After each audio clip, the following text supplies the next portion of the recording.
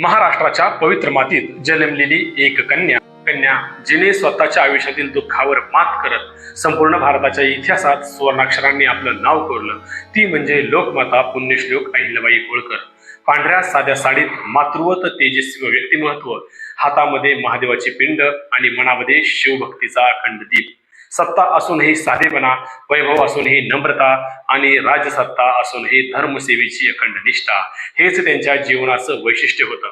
महाराष्ट्राची कन्या आजच्या अहिल्यानगर जिल्ह्यातील चौंडी या छोट्याशा गावात जन्मलेल्या या महान स्त्रीनं केवळ राज्यकारभारच केला नाही, तर भग्न झालेल्या मंदिरांचा जीर्णोद्धार करून भारतीय संस्कृती आणि सनातन परंपरेच्या पुनर्जीवाचे ऐतिहासिक कार्य केले। जिथे श्रद्धा खचली होते तिथे त्यांनी विश्वास उभा केला, जिथे मंदिराचे भग्न अवशेष पडले होते तिथे त्यांनी नवसंजीवनी दिली, आणि जिथे जनतेला आधार हवा होता तिथे त्या लोकमाता बनून उभ्या राहिल्या।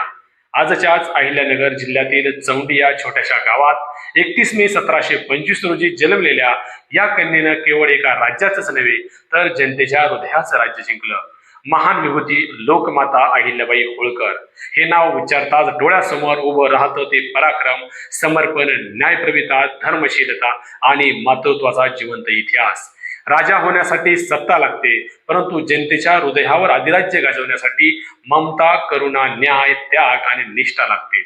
आणि हीच निष्ठा अहिल्याबाईंच्या प्रत्येक निर्णयात, प्रत्येक कृतीत आणि राज्यकारभारात स्पष्टपणे दिसून येते। अहिल्याबाईंचे वडील मानकोजी शिंदे हे चौंडी गावचे पाटील होते। लहानपणापासूनच अहिल्याबाई धार्मिक, संस्कारी आणि कर्तृत्ववान होत्या। असे सांगितले जाते की एकदा मल्हारराव होळकर चौंडी येथे आले असता मंदिरात भक्तिभावाने पूजा करणाऱ्या छोट्या अहिल्या त्यांच्या नजरेत भरल्या आणि त्यांनी आपल्या सुनेच्या रूपात पाहण्याचा निर्णय घेतला। अहिल्याबाईंचा विवाह वयाच्या अवघ्या 8 ते 10 वर्षात मल्हारराव होळकर यांचे पुत्र खंडेराव होळकर यांच्याशी झाला। विवाहानंतर त्या इंदूरच्या होळकर घराण्यात आल्या। संसार सांभाळताना त्यांनी प्रशासन, न्याय आणि राज्यकारभाराचे धडेही आत्मसात केले। परंतु नियतीने त्यांच्या आयुष्यात दुःखाचे मोठे वादळ आणले। सन 1754 मध्ये कुंभेरच्या युद्धात पती खंडेराव होळकर यांचं निधन झालं। त्या काळच्या प्रथेनुसार अहिल्याबाई सती जाण्यासाठी निघाल्या, पण त्यांचे सासरे मल्हारराव होळकर यांनी त्यांना थांबवलं। त्यांनी सांगितलं, तू गेलीस तर या राज्याचं आणि प्रजेचं काय?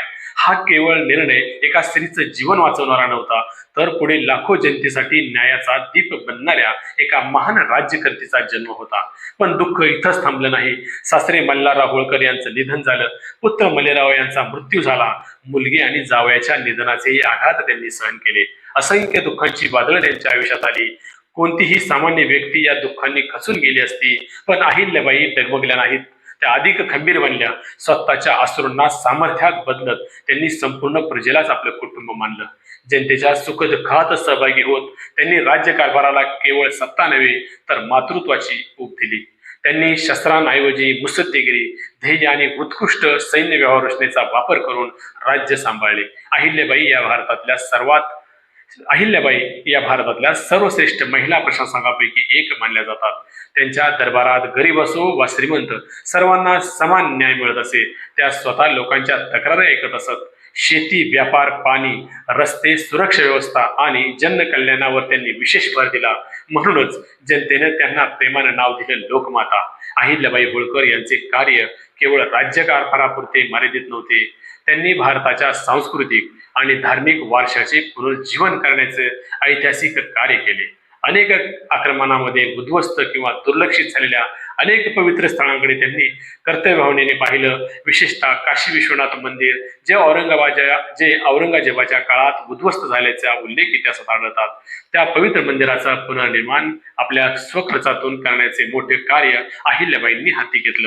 तर काशीच नाही तर सोमनाथ, गया, उज्जैन, द्वारका, रामेश्वर, हरिद्वार, नाशिक अशा अनेक तीर्थक्षेत्रामध्ये त्यांनी मंदिरे, घाट, धर्मशाळा, विहिरी आणि यात्रेकरूंसाठी सुविधा उभारल्या।